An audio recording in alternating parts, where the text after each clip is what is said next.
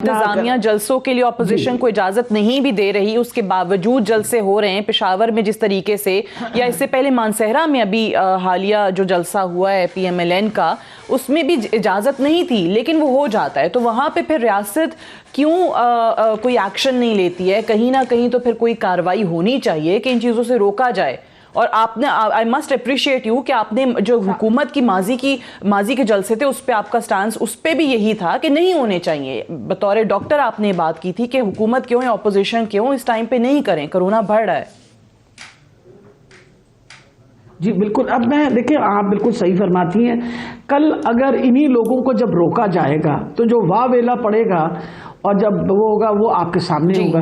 हम पहले जब हम इस वक्त, आपको पता है जिस ज़माने में नया कोरोना के आया था तो आपके सामने भी वो working on a very strict quarantine अपना प्रोटोकॉल, और हम लोगों को जो एसिम्टोमेटिक थे उनको भी हम आइसोलेट करते थे।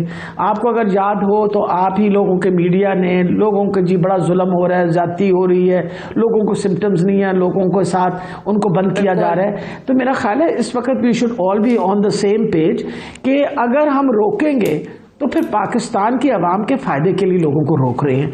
और बिल्कुल मिनल्ला साहब ने जो दिया है verdict, that's absolutely correct. I think we now need to take a strict stance on it अगर हम चाहते हैं ये वबा रोकी जाए। अभी तो हमारे पे अल्लाह की बड़ी मेहरबानी है कि हम बाकी मुल्कों के तरह से बहुत बेहतर हैं। अब आप राना सनाउल्लाह साहब का कल आपने आई होप वो बयान सुना था जब उन्होंने फरमाया कि जब PDM का जलसा होगा तो उस PDM के जलसे के साथ कोरोना भाग जाएगा। काश के वो PDM का जलसा जो वैक्सीन काम करना शुरू कर दे, फिर तो बड़ी फायदे की बात है। लेकिन वो तो वैक्सीन नहीं होनी ना, उससे तो आपने फैलाना है। और इस वक्त जब तक वैक्सीन ना आए, आप भी समझती हैं, आप मेरे से ज्यादा बेहतर समझती हैं कि जब वो PDM के जलसे से कोरोना भगाने की बात करते हैं तो वो किसी और को कोरोना कह रहे हैं। वो ट्वीट्स भी हुई हैं मरियम साहिबा की इस हवाले से, तो वो उस कॉन्टेक्स्ट में बात करती हैं। लेकिन बहरहाल ये बड़ा अजीब है कि जब ये शुरू हुआ था कोरोना तो PM ने आकर कहा कि जी मईशत पाकिस्तान की ऐसी है कि हम इस तरीके से लॉकडाउन में नहीं जा सकते। तो ये सारी ऑपोजिशन की जमातें PM को कहती थी कि जी इनको इंसान की जिंदगी की परवाह नहीं है, इनको लोगों की परवाह नहीं है, ये लॉकडाउन नहीं कर रहे, लॉकडाउन नहीं कर रहे, लॉकडाउन नहीं कर रहे। अब जब खुद से ऑपोजिशन से कहा जा रहा है, अदालती फैसला भी मौजूद है, हुकूमत भी कह रही है कि आप खुदारा ये ना करें क्योंकि सर्ज जो है वो मतलब 7% हो गया है, 2% से वो बढ़ता चले जा रहे हैं केसेस।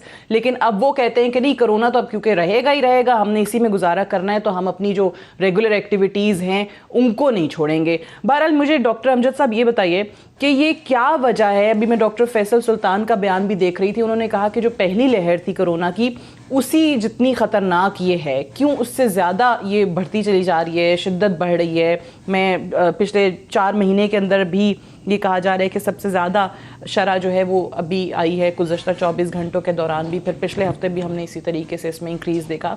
तो क्या रीज़न है कि सेकेंड वेव ज़्यादा स्ट्रॉन्गर है? Thank you Sadia. एक तो देखें, ये जो मौसम है वो सर्दी आ गई है, इसमें आम फ्लू भी है, सुपर एडेड इन्फेक्शंस हैं, चेस्ट इन्फेक्शंस हैं, और इसमें आपके बाकी जो सिस्टम्स हैं उनमें भी काफ़ी ज़्यादा वीकनेस है। मैं आज स्पेशली आपकी इनविटेशन पे आया हूँ कि जो काम मैडम ने जैसे कहा, मैडम हमारी टीचर भी हैं और जितना ये मेडिकल प्रोफेशन को समझती हैं कोई नहीं समझता, लेकिन सबसे आज मैंने जुमे की नमाज पढ़ी है, हम अब इसको लाइटली ले रहे हैं, जो बिल्कुल हमारी तबाही है।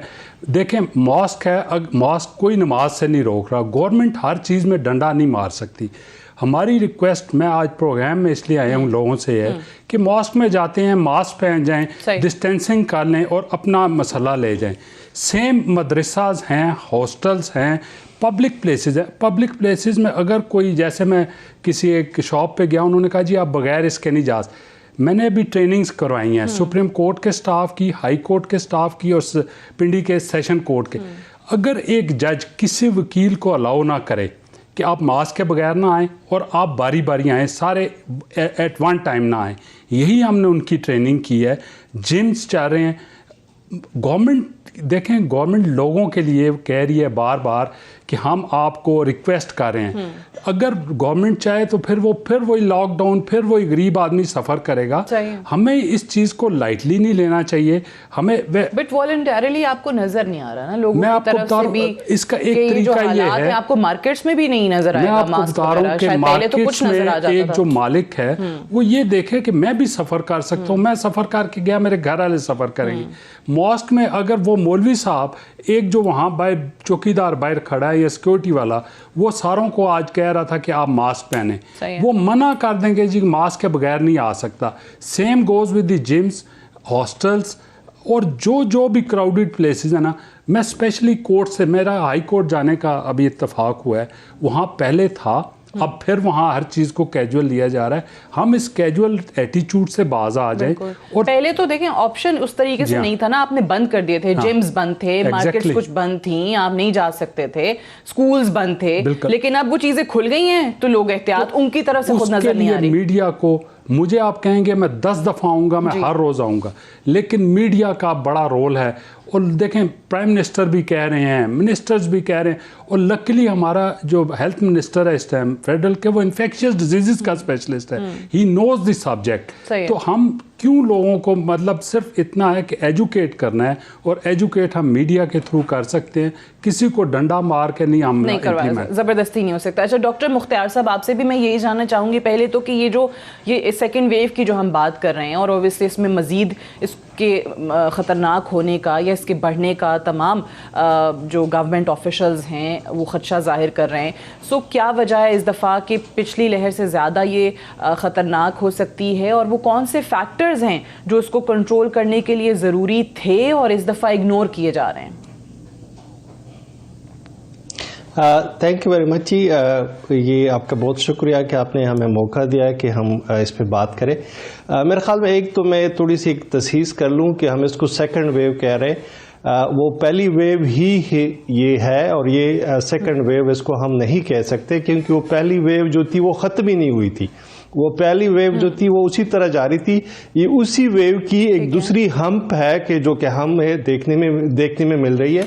और आजकल जहाँ पे हम खड़े हैं तो ये हम मई और जून के जो दिन थे हमारे, उस पे हम पहुँच गए हैं, और ये जो है अब ऊपर ही ऊपर जा रहे।